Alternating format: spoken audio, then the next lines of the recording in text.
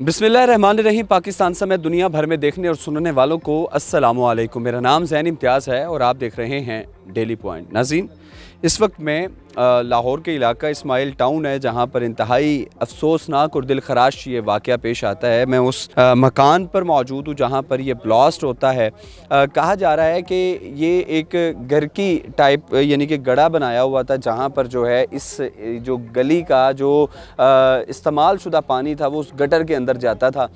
लेकिन वासा को बेशुमार दफ़ा जो है वो इंफॉर्मेशन दी जाती थी, इत्तलात दी जाती थी, एप्लीकेशंस दी जाती थी कि किसी तरीके से यहाँ पर सीवरेज का निज़ाम बेहतर किया जाए, लेकिन नहीं होता था।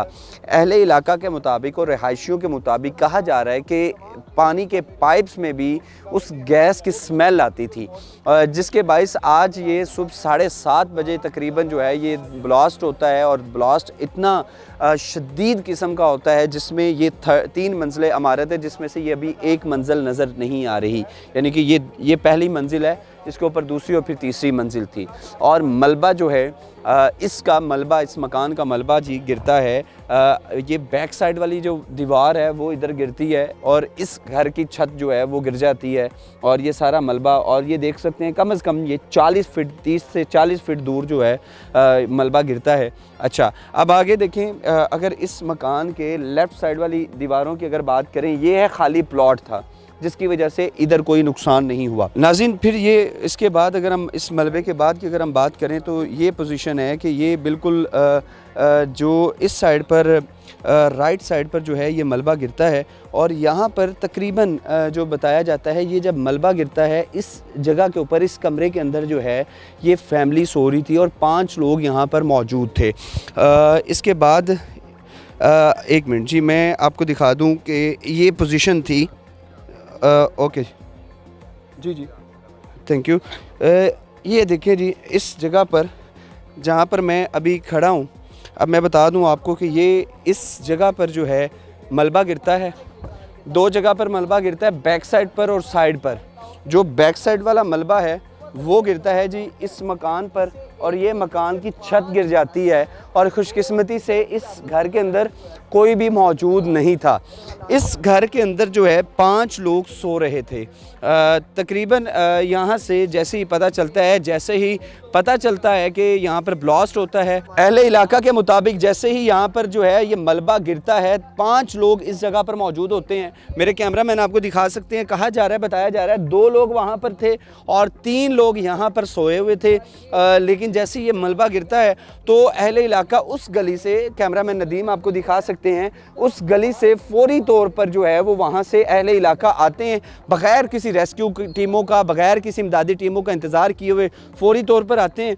और ये जो इस घर के अंदर जो मलबा गिरा होता है उस सारे मलबे को बाहर निकालते हैं और तकरीबन 5 लोगों को यहाँ से निकाला जाता है, जिसमें से 3 लोग जो हैं वो शदीद ज़ख्मी थे। इस घर में से 2 अमवात होती हैं और बताया ये जाता है अहले इलाका के मुताबिक जो इधर से मौत होती है वो भी बच्ची नारोवाल से अपनी वालिदा से मिलने आती है और उनका एक छोटा सा तकरीबन 1.5 साल का बच्चा वो भी इस हादसे का शिकार हो जाता है।